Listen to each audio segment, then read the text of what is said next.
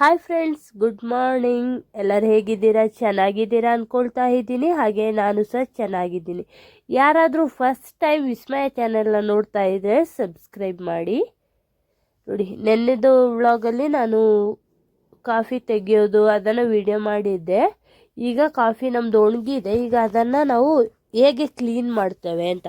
ಈಗ ಜಾಸ್ತಿ ಮಿಷಿನ್ ಎಲ್ಲ ಈಸಿ ಬ್ಯಾಗ್ ಅಂತ ಮಿಷಿನ್ ಎಲ್ಲ ಬಂದಿದೆ. ಅದರಲ್ಲೇ ಕಸ ಕಡ್ಡಿ ಎಲ್ಲ ಬೇರೆ ಹೋಗ್ತದೆ, ಕಾಫಿ ಮಾತ್ರ ಬೇರೆ ಹೋಗ್ತದೆ, ಕ್ಲೀನ್ ಆಗ್ತದೆ ಅಂತ ಹೇಳ್ತಾರೆ. ಆದರೂ ಒಂದೆರಡು ಕಡ್ಡಿ ಇರ್ತದೆ, ಹೇಳಲಿಕ್ಕಾಗೋದಿಲ್ಲ. ಇದರಲ್ಲೂ ಸಹ ಅಷ್ಟೇ. ಇದರಲ್ಲಿ ಆ ಕಾಫಿದು ಎಲೆ ಇರ್ಬೋದು, ಬೇರೆ ಎಲೆಗಳೆಲ್ಲ ಉಡಿಯಾಗಿದ್ದೆಲ್ಲ ರುಡಿಯಲ್ಲಿ ಮುಂದೆ ಬೀಳ್ತಾ ಇದೆ. ಕಾಫಿ ಮಾತ್ರ ಹೊರಗೆ ದೂರ ಬೀಳ್ತಾ ಇದೆ. ಆ ದೂರ ಬಿದ್ದಿದ್ರಲ್ಲಿ ಕಸ ಇಲ್ಲ ಅಂತ ನಾನು ಹೇಳಲ್ಲ. ಅದರಲ್ಲಿ ಈ ಎಲೆಗಳೆಲ್ಲ ಇಲ್ಲ. ಅದರಲ್ಲಿ ಬೇಕಾದರೆ ಕಾಪಿದು ಕಡ್ಡಿ ಎಲ್ಲ ಇರ್ತದೆ. ತುಂಬ ಉದ್ದ ಇದ್ದ ಕಡ್ಡಿಗಳೆಲ್ಲ ಅದರಲ್ಲಿ ಇರ್ತದೆ. ಅದು ಮಾತ್ರ ಹೇಳ್ಕೊಂಡ್ರೆ ಆಯಿತು, ಕಾಫಿ ಕ್ಲೀನ್ ಆಗ್ತದೆ.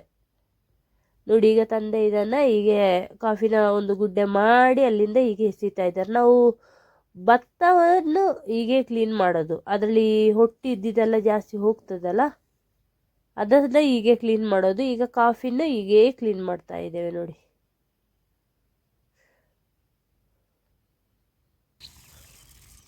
ನೋಡಿ ಈಗ ಮುಗಿತಾ ಬಂತು. ಆಚೆ ಅಮ್ಮ ಸಹ ಗುಡಿಸಿ ಹೊರಗೆ ಬಿದ್ದ ಕಾಫಿಗಳು ಅದನ್ನೆಲ್ಲ ತೆಗಿತಾ ಇದ್ದಾರೆ ಗುಡಿಸಿ. ಇದು ಬೆಳಿಗ್ಗೆ ಒಂದು 7 ಗಂಟೆ ಆಗುವಾಗ ಬಂದಿದ್ದೇವೆ ನಾವು.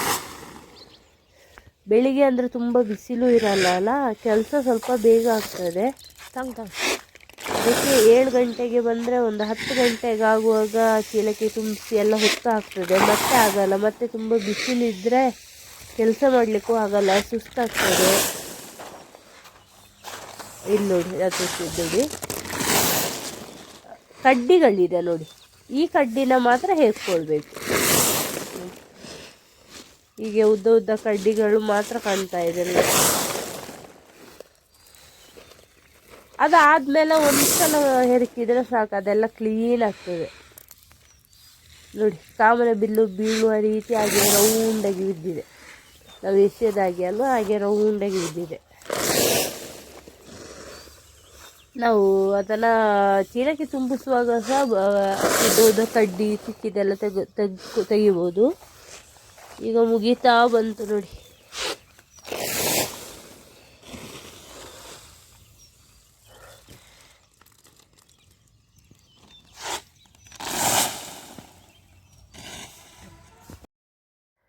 ಒಂದು ಟ್ರಿಪ್ಪದಲ್ಲಿ ಕಡ್ಡಿಗಳಿದ್ದಿದ್ದೆಲ್ಲ ತೆಗೆದು ಆಗಿದೆ.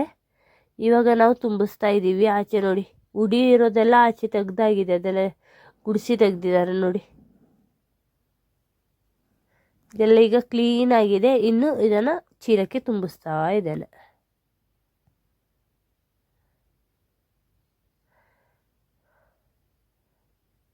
ಇದು ಟೋಟಲ್ ಈಗ 2 ದಿವಸ ಬಿಸಿಲಿರಲಿಲ್ಲ. ಟೋಟಲ್ 7 ದಿವಸ ಆಯ್ತದು. ಅದು ಸಹ ನಮ್ಮದು ತುಂಬಿಸಿ ತಗೊಂಡು ಹೋಗಿ ಆಯಿತು. ಇವಾಗ ನಾವು ಟಾರ್ಪಲಿಂದ ಚೇಂಜ್ ಮಾಡ್ತಾ ಇದ್ದೇವೆ. ಆಚೆ ಸ್ವಲ್ಪ ಒಣಗಿದ ಕಾಫಿ ಬೇರೆ ಇತ್ತು, ಅದನ್ನೇ ಈಚೆ ಹಾಕಿ ನಾವೀಗ ಎಲ್ಲಿಂದ ಕಾಫಿ ತೆಗಿತಾ ಇದ್ದೇವೆ, ತುಂಬಿಸ್ತಾ ಇದ್ದೇವೆ ನೋಡಿ, ಅಲ್ಲಿ ನಾವೀಗ ಹಸಿ ಕಾಫಿನ ಹಾಕಲಿಕ್ಕೆ. ಆಗ ನಮಗೆ ಮತ್ತೆ ಅದರ ಕಸ ತೆಗಿಲಿಕ್ಕೆ ಈಗ ಆರಿಸ್ತೇವಲ್ಲ, ಆಗ ಸುಲಭ ಆಗ್ತದೆ ಅಂತೇಳಿ ಈಗ ಅಪ್ಪ ಅಮ್ಮ ಇಬ್ಬರು ಸಹ ತುಂಬಿಸಿ ಕೊಡ್ತಾ ಇದ್ದಾರೆ. ನಾನು ನೋಡಿ ನಮ್ಮ ತಳ್ಳುಗಡಿಲಿ ತಂದು ಹಾಕ್ತಾ ಇದ್ದೇನೆ ಇನ್ನೊಂದು ಟಾರ್ಪಲ್ಲಿಗೆ.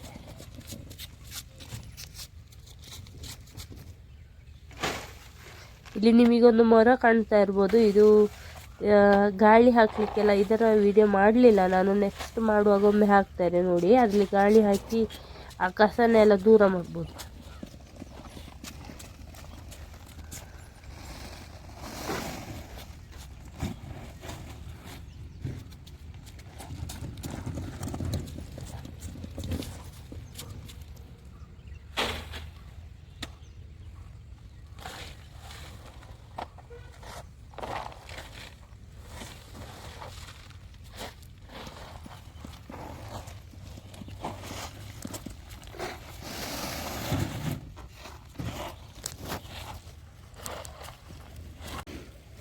ಇಲ್ಲೀಗ ನೋಡಿ, ನಾವು ಹಸಿ ಕಾಫಿನ ತೂಕ ಮಾಡಿ ಒಣಗಿಸ್ಲಿಕ್ಕೆ ಹಾಕ್ತಾ ಇದ್ದೇವೆ. ಒಂದು 112ರಿಂದ 118 kg ಬೇಕು. ಅದು ಫಸ್ಟಿಗೆ ನಾವು ಜನವರಿಲಿ ತೆಗೆಯುವಾಗ ಅಷ್ಟು ಬೇಕಾಗ್ತದೆ.